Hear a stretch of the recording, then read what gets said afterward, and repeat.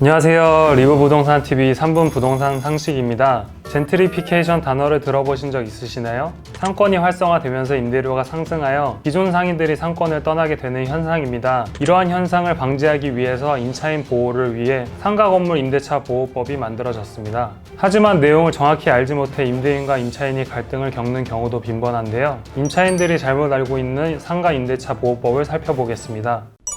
임차인은 일정 조건을 갖추면 상가건물 임대차 보호법에 따라 3가지 보호를 받을 수 있는데요. 먼저 계약갱신 요구권입니다. 임차인은 10년 동안 임대차 기간이 만료되기 6개월 전부터 1개월 전까지 계약갱신을 요구할 수 있으며 임대인은 정당한 사유 없이 거절하지 못합니다. 다만 10년 보장 기준이 임대차 계약 시점에 따라 다릅니다.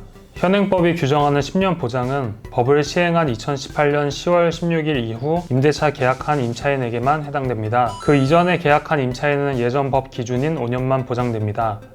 따라서 최초 임대차 계약 시점에 따라 임대인에게 5년 보장, 10년 보장 요구가 달라지게 됩니다.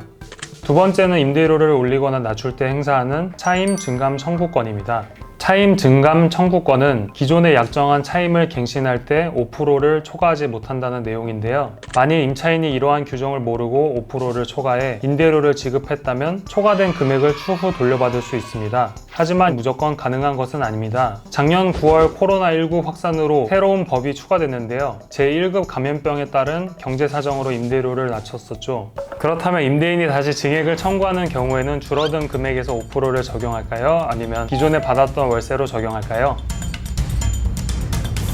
정답은 임대료를 맞추기 전 월세를 기준으로 5% 제한한 규정이 적용됩니다. 세 번째는 권리금 보호 규정입니다. 과거에는 권리금에 대한 규정이 없어 계약이 끝난 후 임대인이 계약금을 인정하지 않아 손해를 보는 경우가 많았는데요. 상가건물 임대차 보호법에 따라 임대차 6개월 전부터 만기 때까지 임대인은 임차인이 새 임차인으로부터 권리금을 지급받는 것을 방해할 수 없습니다. 따라서 주선한 신규 임차인과 임대차 계약을 해야 합니다.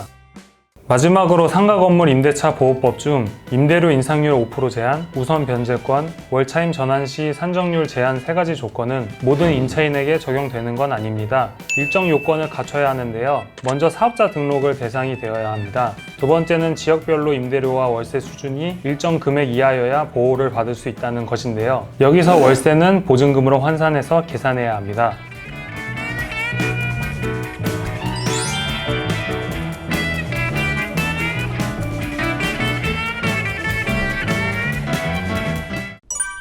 지금까지 상가 임대차 보호법, 임차인이 오해하는 사항을 알아봤는데요. 임차인을 보호하기 위해 만들어진 법이지만 내용을 잘못 알고 무턱대고 권리를 행사하면 자칫 피해를 볼 수 있으므로 꼼꼼하게 확인하고 권리를 행사하시길 바랍니다. 지금까지 리브부동산 TV였습니다. 안녕.